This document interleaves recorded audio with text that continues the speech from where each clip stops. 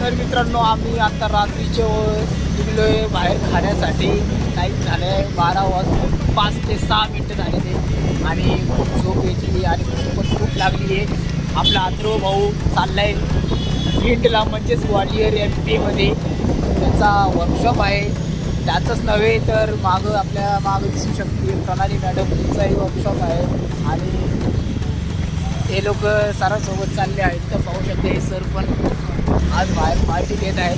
आणि काय सांगू तुम्हाला, मला झोपली घेतली. भाऊ गाडी आवडती गाडी चालवायला. गाडी चालवणं बंद केली तुम्हाला माहितीच आहे. अजून काय सांगू तुम्हाला, गाड्या काहीतरी बोलतो का?